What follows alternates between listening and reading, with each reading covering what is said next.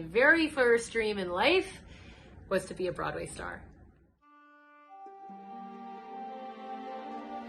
Hi, my name is Richard J. Alexander. A long time ago in another universe, I was the executive producer and associate director of Les Miserables on Broadway. I remember meeting Debbie Gibson.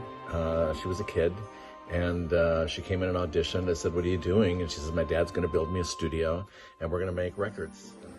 Yeah, I remember saying, "I'm going to be a big star next year. You better get me while you can."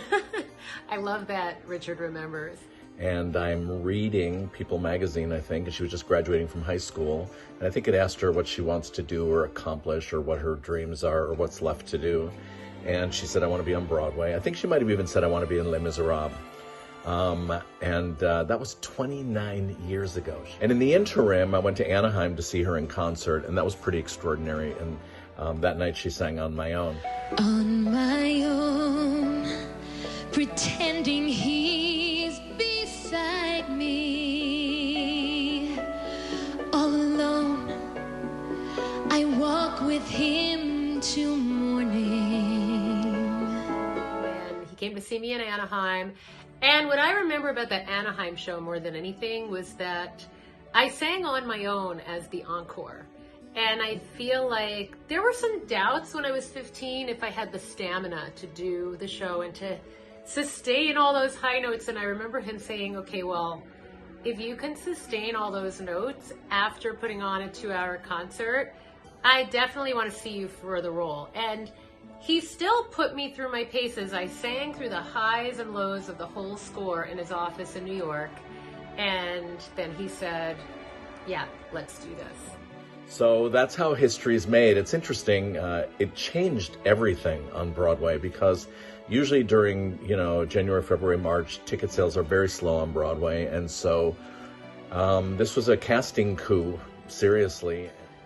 I was really proud of what we accomplished because I got to go back to the theater every year and see Lea Salonga, Ricky Martin, Shanice, Catherine Hicklin, all of these friends of mine from all corners of the worlds of entertainment.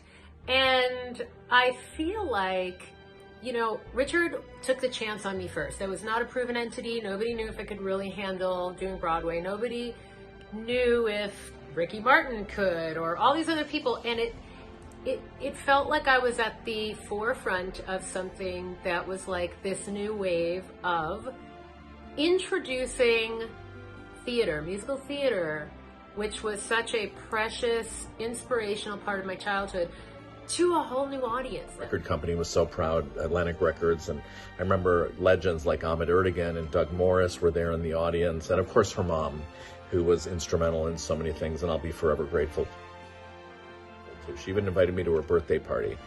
I remember Barbra Streisand doing this big backyard concert. I mean, Barbra Streisand's backyard. So we built a stage and we invited all these VIPs. So that was yet another moment where I was like, let's invite the Les Mis team. And the world will go on turning.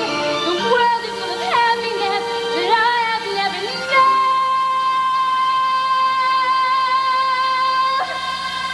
I loved playing Eponine because in Victor Hugo's novel, she was depicted as an angel with a dirty face. I was seen as this pristine, goody-goody pop star at the time, this princess in a glass bubble, and I wasn't really that. But I was always scrappy, and I was always gritty, and even to this day, my voice has all the edges and all of the reflections of a day in my life. Which is also why I loved playing Sally Bowles. I love roles that allow you to use your grit and to use your reality. It's a connection to people like no other. And I think that's why so many young girls connected to Eponine and so many pop music fans connected. When I heard Frances Ruffelle sing On My Own, I was like, I don't know if I'm doing The King and I next year, but I can do that. That's the story. It's a pretty amazing, pretty simple. Seems like it was a simpler time, but she threw it out into the universe, and she got what she wanted. And she's always been that kind of girl. So I love you very, very much, and happy anniversary, Mwah. Eponine. To everybody involved with Les Mis, on stage and off, and all of you who came out in droves to support me in my Broadway debut, happy 29th anniversary.